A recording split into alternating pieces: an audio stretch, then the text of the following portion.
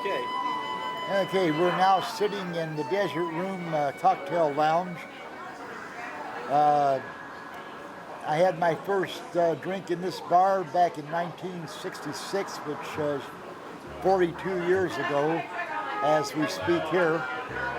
I was just remarking that the back here has been changed quite a bit. When I first came in here 42 years ago, the whole wall was mirrored. Refrigeration units weren't here. The whole thing was a back bar from one end to the other. So that's all been kind of redone and changed. But this bar here and the side bars over here and those built-in tables, they're all the same as were here then. When I first came in here originally, was in the other room, just through the doorways around the corner over here. And that was a restaurant at the time. It was called Daniel's Cafe, owned by a man named Lou Daniels. He also owned the cocktail bar, although I wasn't allowed in the cocktail bar back in those days. But if you want to count the times that I went in with my parents and had dinner in Daniel's Cafe in the other room, I've been a customer of this establishment probably about roughly 58 years. If you just want to count the time that I've been a patron in the bar itself, then I've got 42 years. Either way, I probably have more seniority in here than most any other customer around today. If you want to, we'll take a walk around here and look at the part that used to be the restaurant. Sure. It's now a kind of like a little indoor swap meet that the owner runs in there. We can walk around here. All of this is original.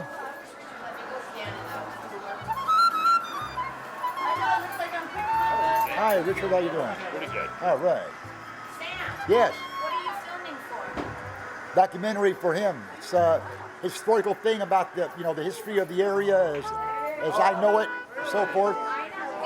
We've been all over, old downtown Manita, and we've covered almost the entire city. And I'm giving anyway, that's what we're doing. We're doing kind of a history from my memories and my knowledge of it. And that way a part of me is going to live long after I'm gone. So I think it's a good deal. So when he asked me to do it, I said, hey, great. Right now we're covering Daniel's Cafe. Used to be in this room. We figured it was something like that. Oh, yeah.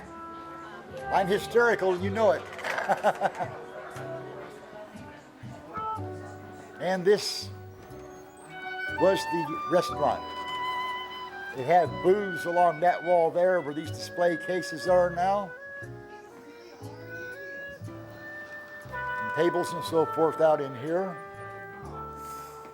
In there was the kitchen, and the old original stove is still in there. I don't know if we can get a peek at it or not, but if it's open, we might try to sneak back there and get a peek.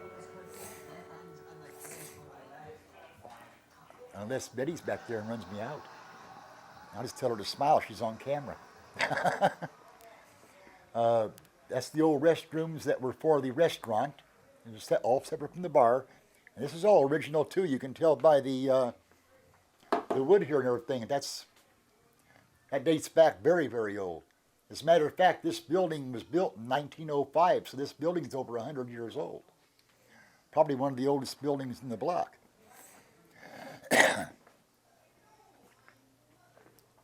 Oh yes, there's Daniel's Cafe's old original stove. Step in there ahead of me, and I don't want to get in here and get in trouble, but you can film it you can see it. Really an old-fashioned stove, huh? That's still left from Daniel's days. Although it hasn't been a restaurant now for many, many years. Lou Daniels sold it to Betty's late husband, and now Betty owns it. And that's about the history of that.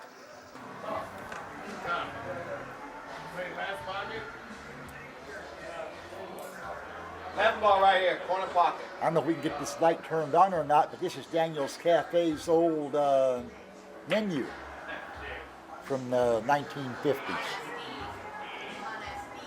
As soon as Tom, he's Betty's brother, he's the co-owner here, as soon as he gets through shooting that ball, I'm going to ask him if he could get this light on for just a second so we can get a good look at this on camera.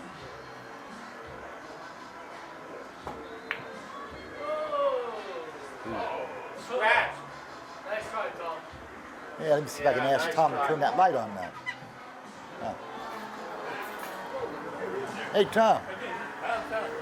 We're doing a documentary, kind of a history of the area, from my memories. Right. And I just took him back there and told him about Daniel's Cafe back there and everything. Okay.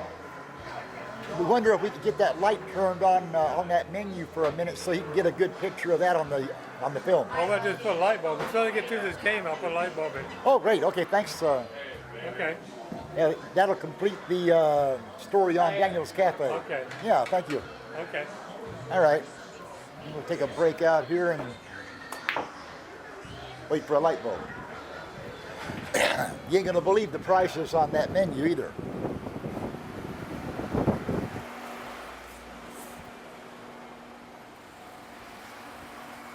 There again, very expensive to build this building because it's all brick. And in this area, brick wasn't cheap because that red clay had to be imported from elsewhere. So for its day, it was very expensive to build these buildings out of brick.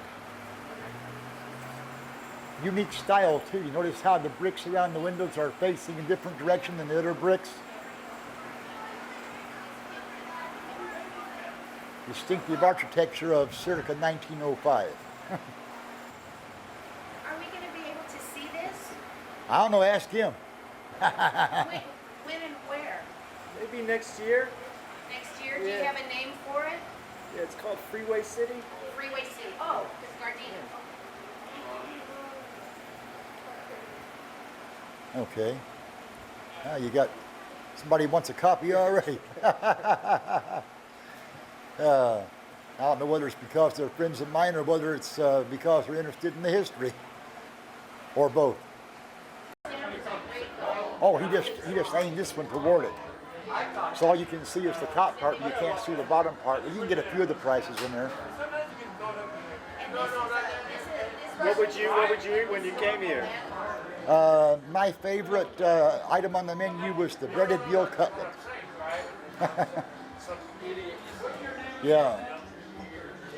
And you could get shrimp for $1.10. You could get a salmon steak for $1.25. You got a French dip sandwich for 65 cents. Barbecue beef sandwich, 65 cents. And that came with fries, both of them. Here you got a 12-ounce Spencer steak dinner for $1.30. Oh yeah. Breakfast, grilled ham, bacon, or fresh country sausage with 2 large eggs and coffee was 90 cents. Nowadays, the coffee alone costs you 90 cents or more.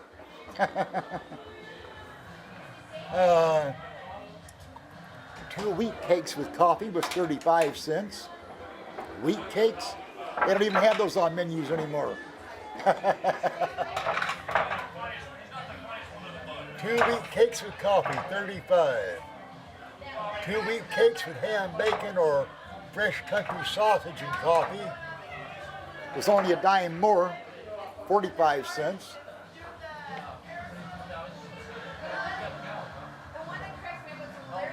Plain buttered omelet with toast and coffee was 60 cents.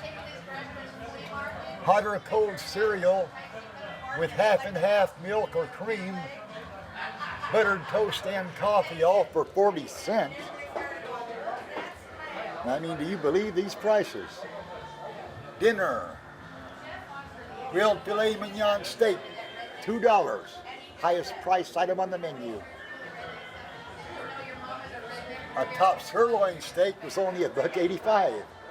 That was a complete dinner. It came with choice of fresh homemade soup, chilled tomato juice, seafood cocktail, or a fruit cup. Chef's crisp tossed green salad, with special French dressing. Southern fried spring chicken with milk gravy. $1.65. And I've heard of people being referred to as not being a spring chicken anymore. That's the first time I've seen a spring chicken on a menu. That's what it says right here. Yeah.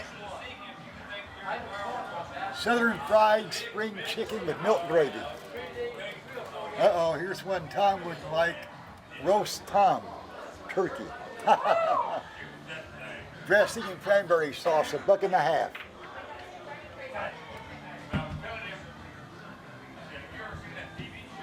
Halibut steak, $1.25. Breaded pork chops, $1.65. Here was my favorite, the breaded veal cutlet and country gravy. And it was $1.65. That's the one I used to order most always. That's one of the things we didn't have at home that mom didn't cook when she cooked dinner. So it was different. So I always got that because it was something different to eat.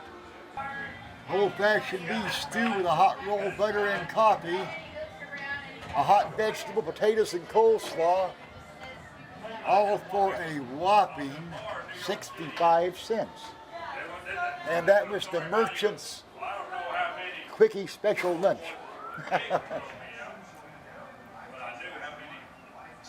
Yankee pot roast with noodles is only $1.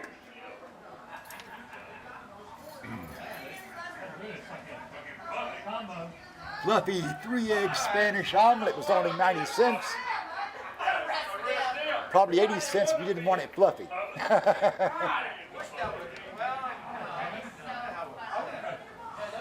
Deviled egg or fried egg sandwich, 45 cents. Chicken salad sandwich with slaw and fries, 50 cents. Told you those are better days. Man. Some of this stuff on these menus aren't even on the menus today. You go in there to a cafe these days and ask for half of these dishes. They'd look at you funny, wouldn't they? Especially southern fried spring chickens. Anyway, that's the story of the Desert Room and Daniel's Cafe.